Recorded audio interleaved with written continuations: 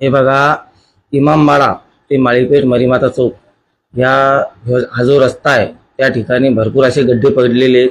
लोकांना खूप त्रास होत आहे. आणि काय आहे ते परिस्थिती फक्त माळीपेठच्या लोकांना त्रास देत नाही, तर आजूबाजूला जे समजा एरिया असेल, रजानगर असेल, इमामबाड़ा असेल, भागवानपुरा असेल, छोटा इमामबाड़ा असेल, या आजूबाजूच्या एरियातल्या म्हणजे 12,000 लोकांची ह्या लोकांना त्रास आहे त्या इमामबाड़्याच्या रस्त्याचा. तर इथून तिथून जे गड्डे पडलेले आहेत त्याची पुरवशी आम्ही सीओ साहेबांना 2-3 वेळेस सांगितलं.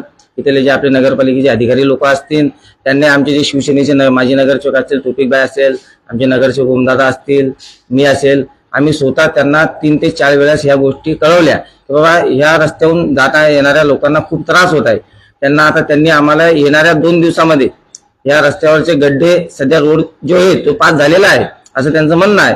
रोड होणार आहे, पण रोड होण्यासाठी खूप वेळ लागेल. त्यासाठी रोडच्या सध्याचे गड्डे बुजवा, कारण येणाऱ्या 26 तारखेला मुस्लिम बांधवांचा असं जुलूस असेल, मोहम्मद पैगंबरची हे असेल जयंती असेल, त्याच्यानंतर 31 तारखेला कावड आहे आणि माळीपेठमध्ये ओलांडेश्वर मंदिर आहे. या ठिकाणी बाहेरगावचे सुद्धा कावड यात्री येत असतात. आणि त्या कावडमध्ये कशा मूर्त्या वगैरे असतात, ट्रॅक्टर असतात, कोणत्या दुसरे काही देखावे असतात. त्या गड्ड्यामुळे जर त्रास झाला आणि समजा कमी जास्त काही एखाद्या मूर्तीला दुखापत झाली तर याचा जिम्मेदार कोण राहणार, हा प्रश्न आमचा आहे. आणि येणाऱ्या 2 दिवसामध्ये मेहकर नगरपालिकेने तिथले गड्डे बुजवले पाहिजे. येण्या जाणाऱ्या रस्त्याचे जे रस्ता आहे समजा इमामबाड़्यापासून मरीमाता चौकापर्यंत जेवढे गड्डे झाले असतील येणाऱ्या 2 दिवसामध्ये ते गड्डे बुजले पाहिजे. अन्यथा 2 दिवसानंतर आम्ही स्वतः या नगरपालिकेमध्ये आंदोलन करू. जे मेहकर नगरपालिकेची निवडणूक झाली त्या निवडणुकीमध्ये जसा पाहिजे तसा एक हाती सत्ता कोणत्याही पक्षाला मिळाली नाही.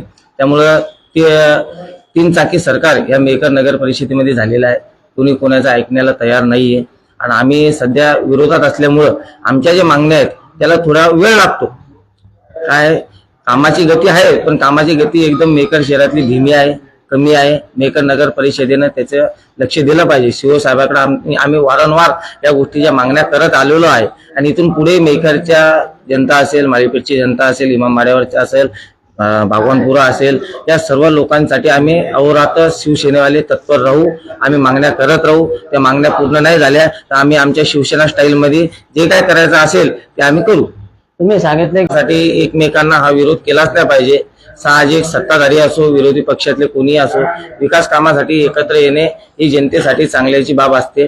त्यासाठी जनतेचा विचार करून विकास कामे तो खाली जायला नको. लोकांनी विश्वास टाकून आम्हाला निवडून दिलेलं आहे. त्यामुळं लोकांची जे अडचणी त्या अडचणी दूर करण्यासाठी आम्ही इथपर्यंत आलेलो आहे. आणि लोकांच्या अडचणी जर आमच्याकडून दूर होत नसतील त्या पदाचा प्रतिष्ठेचा काही उपयोग नाही असं मानणारे आम्ही काल शिवसैनिक आहोत. त्याच्यामुळं कोणत्याही प्रकारचा दबाव आमच्यावर राहणार नाही. 2 दिवसानंतर 2 दिवसाच्या आत जे गड्डे बुजले नाही, रोड होईल तेव्हा होईल, त्याची निधी येईल तेव्हा येईल, जेव्हा पास व्हायचा तेव्हा होईल.